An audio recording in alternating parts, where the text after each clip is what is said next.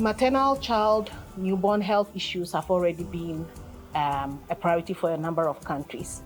Quite a number of countries, especially within the Africa region, are off track as far as reaching the targets are concerned. When we focus on Africa region, we realize that the decline is not as much as was expected or should have been. And so the trajectory or the decline that we are seeing may not get us to the SDGs. So for instance, for maternal mortality, the current mortalities, Africa contributes about 70%, just one region. For the newborn mortalities, indeed, it has come down, but still we have close to 50% from Africa region. I think the exact figure is 47% from the Africa region. So one of the key advocacy issues for this year's World Health Day and the year-long campaign that is going to follow is to reprioritize maternal, newborn, and child health, and to get governments, ministries, everybody involved in the business of maternal, newborn health, because we realize that it cannot be done or it cannot be addressed just at one level.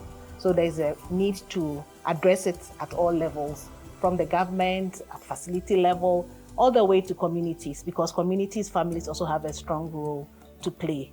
Based on the evidence that we have, countries need to accelerate action and progress in order to meet the 2030 targets for maternal health, newborn health, and child health as well. So the agenda to accelerate needs a strong advocacy strategy.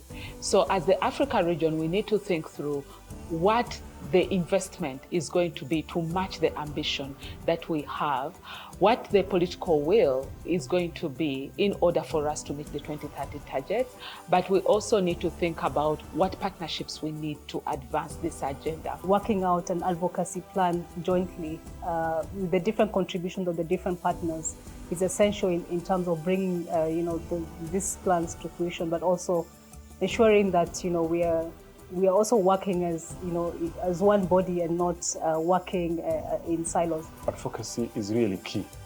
I think at country level, we really need to get the attentions of the leadership, senior leadership in the government, so that we can, advocate, because really our politicians need, a repetitive, kind of making sure that MNH is integrated into the policies, international policies. So, by advocating and, changing those commitments into actions can usually, progress the, MNH surfaces in different countries like Somalia.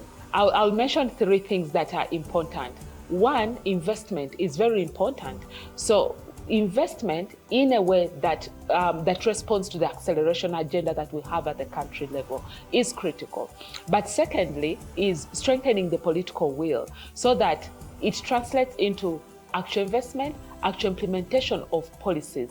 That is also going to be very critical. But then the other bit is we need to think about what the evidence is telling us, and we need to become restless as a region so that we respond to what the evidence is telling us. Women's health is such a key driver of economic development. It's a very difficult thing to unpack, but once you actually entice leadership and entice influential leaders to know that if you improve the quality of life of women, you are positively impacting on the economy of our country, then maybe the advocates will be much stronger. There is progress that we are making, we wish you can do more and much faster.